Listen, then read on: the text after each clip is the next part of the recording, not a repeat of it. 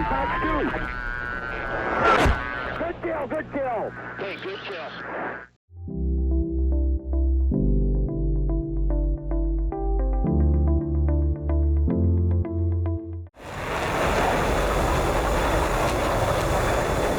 Hey guys, welcome back to another video. We're here in the F-16 Viper today, and we're going to be doing some multi-role action. Just setting up the aircraft for some seed, and just getting the air-to-air radar and the HSD pulled up.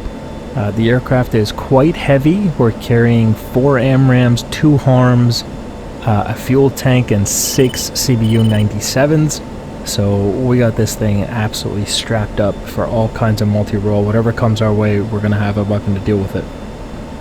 Now, right off the bat here, I can see that there's an SA-6 out here. There's some SAM sites right up ahead. And the data link says there's an air-to-air target as well. So let's switch over to air-to-ground. And what we'll do is we'll target this SA-6. And the reason we're doing this is because I'm going to have to fight that air-to-air target, and that requires me to fly forward. If I fly forward, that SA-6 is going to shoot at me. So I'm actually going to shoot him first.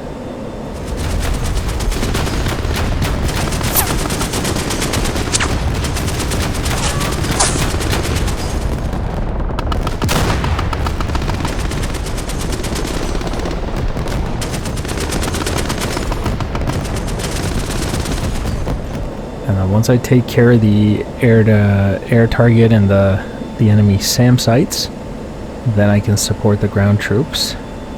Just climbing up here because we're currently out of range of that SA-6, and I'm actually going to outrange him. So what I'm going to do is shoot this HARM and continue forward, and when he spikes me, or theoretically even before he spikes me, that HARM might actually hit him, and he may not ever even be able to launch.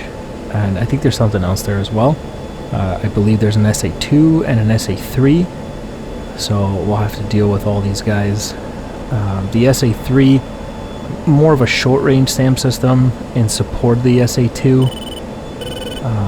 It's much faster though, and capable of hitting maneuvering targets, like an F-16. Very fast maneuverable targets. So the SA-3 is actually a bit of a threat. But the SA-6 and the SA-2 are going to have to be what I deal with first, and then I'll figure out a plan for the SA-3 later. We're just about in range.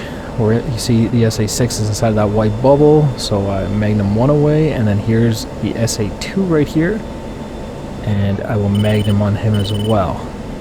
So we got 2 HARMs in the air. We'll continue forward for this air-to-air target, and we'll engage him next.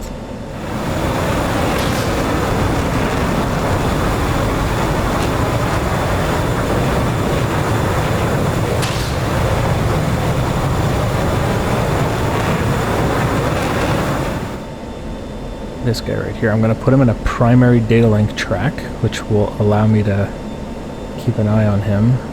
I'm going to offset slightly left to minimize my closure with those SAM sites.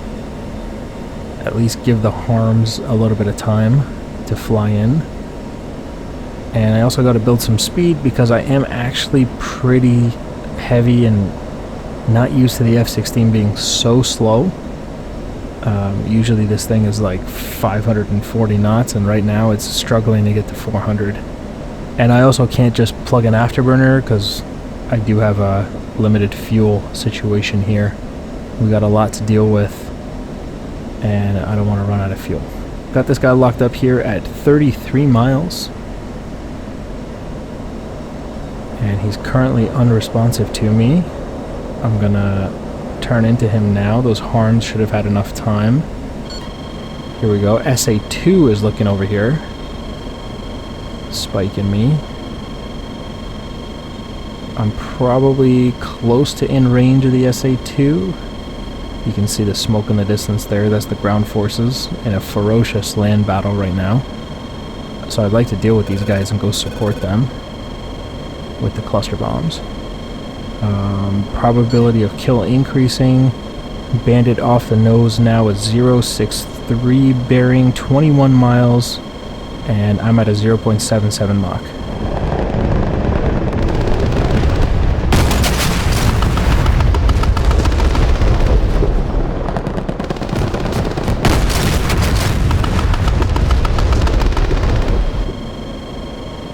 Okay, 19 miles, Fox 3. Here we go. And I'll guide that in.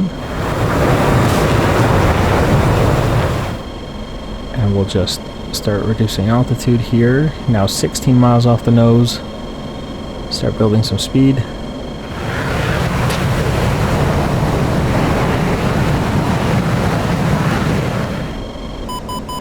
Okay, he shot at me as well at 13 miles. He has a Fox 1, so if he just turns away to defend my AMRAM, he'll break lock with his Fox 1. And theoretically I defeated it, but I'm just going to chaff and flare here and be safe. I'm going to defend it anyway. But you can see no more missile notification because he turned away to survive that AMRAM. Also notice the SA2 and the SA6 are quiet. There's only an SA3 looking over here now, and I'm well outside of range for him. I'm going to turn back in because this guy survived my AMRAM because he turned around and ran. And what I'm going to do is re-engage him. And he's pretty low altitude. He's Angels 2 on the ground. So good job to him. He defended that AMRAM pretty nicely. Got him at 12 miles. I'm going to get closer. This looks good right here. Fox 3 inside of 10 miles here. 064 bearing, and we'll defend.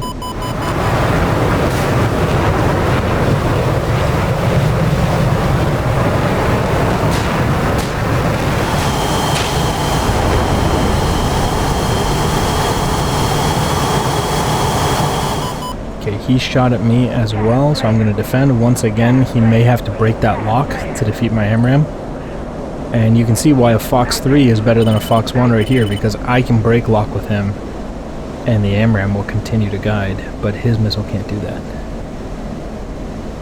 Oh, there he is. Got him. He was trying to stay low again. It's a good job.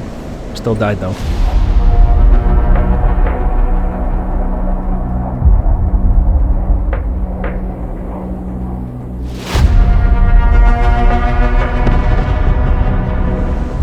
Splash 1 MiG, and theoretically SA2 and SA6 are also knocked out. Look at this, we got a second air-to-air target. Looks like his wingman possibly.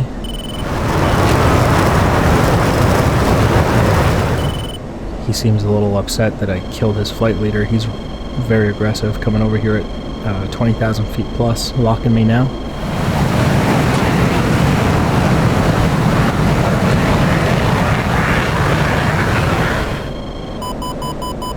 Okay, he shot at me and I am outside of range, and I don't have a good PK because I'm so slow. Again, one of the problems with being so heavy. So what we'll do is we'll defend. Getting nice and low here. He will be able to guide his missile because I don't have a AMRAM out on him. Where is he? You know what I'm going to do? We'll put him into a primary data link track.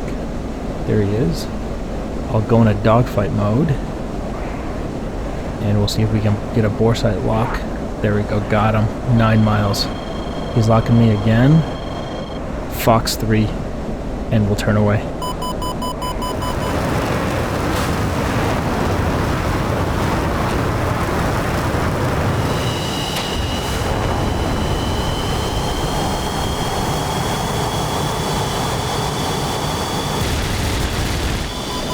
Hold this AMRAM for me, my dude, at 7 miles. Defending away. He'll have to break that lock to survive that AMRAM. That's why you hear my RWR is clean. He immediately broke that lock to defend. And oh, his missile just hit in the ground right here. That's what happens when he breaks lock. It just doesn't know what to do. I think I got him. Maybe.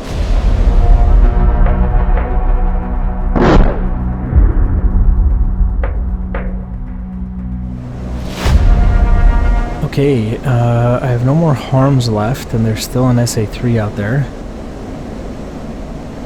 And I saw the direction that the SA3 was trying to lock me, so what I'm going to do is actually try to approach him from the rear, and I'm going to try to gun him. And it's going to be risky. I'm going to come in low, And if I can get close enough, I'll be inside of his minimum engagement zone and he won't be able to shoot. So there's the target area, the airfield that's under attack. I got the guns pulled up. I'm gonna approach right here and see if he does lock me. RWR does say that he's looking over here, which is slightly concerning. And I'm finally getting some speed. I'm at 530 knots. Yeah, he's looking over here. So I'm going to reduce altitude because he'll shoot. And like I said, he's got pretty fast missiles. So I actually want to reduce altitude. Looks like possibly he just took a hit from something. But he's still spiking me, so I'm just going to dive to be safe here.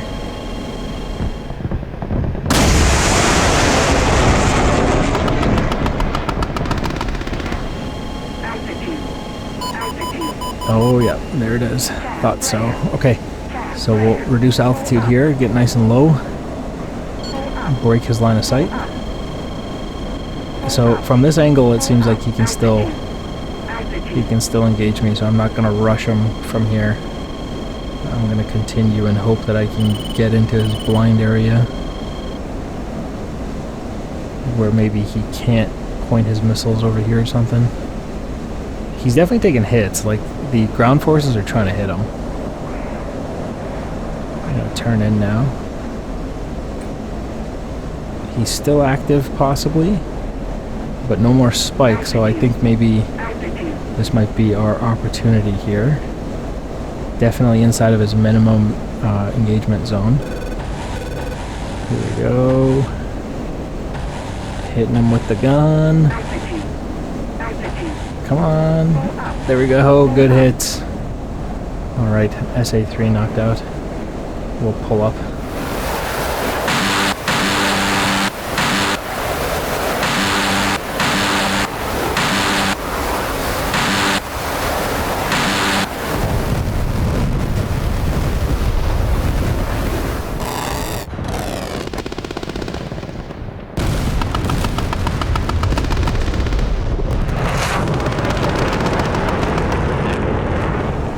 Okay, so far a fairly successful day for the Viper. Most of the threats to me have been removed. I'm gonna get the aircraft. Wait a minute, what am I doing here? Wait, this is wrong. Turn that off, there we go. And then we'll switch over. Okay, I got the CBU 97s pulled up now. These are the versions that are not wind corrected. I believe that's the CBU 105. That's a wind-corrected munition, and even that one, once it opens up, the bomblets, when they deploy, they have parachutes. Those are still susceptible to wind. So it's not totally wind-resistant, if you will. But theoretically, those bomblets will be so close to the ground that a little bit of windage won't be a big deal. Unless you have a super windy day, in which case you're going to have to compensate for that. With these CBU 97s, I will have to compensate for both the drop and the wind once the bomblets open. And I'm just gauging that based on the smoke on the ground. I can see the direction it's blowing. So as we dive down here, I'm going to try to place it perfectly on top of these enemy ground forces here. If I can aim it nicely, I'll drop 3. 1, 2, 3. And we'll pull up.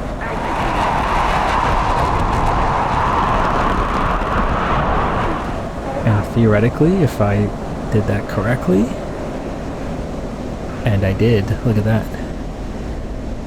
Lots of good kills down there. Right on target, man. Very satisfying to watch that. But look at that, perfect hits.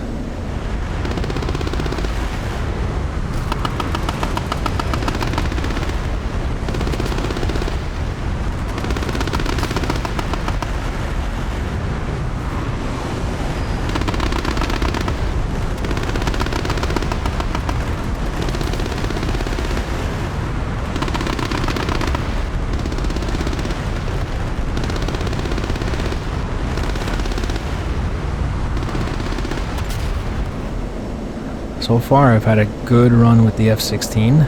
I'm just pulling up because I want to drop these like a Stuka bomber. I've talked about it in other videos. I personally think it's among the most accurate ways to drop these things.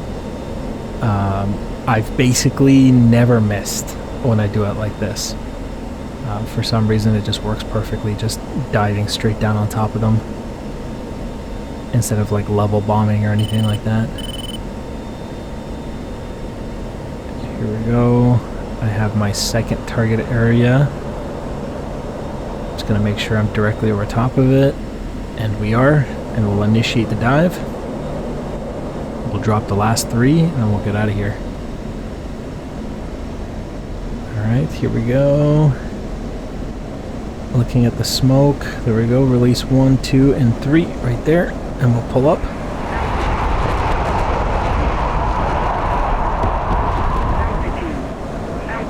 And switch the Cat 1 and wait for the impacts. There they are. Look at that. Perfect on top of those vehicles there. The ground forces are going to love that. Just cleared that whole area for them.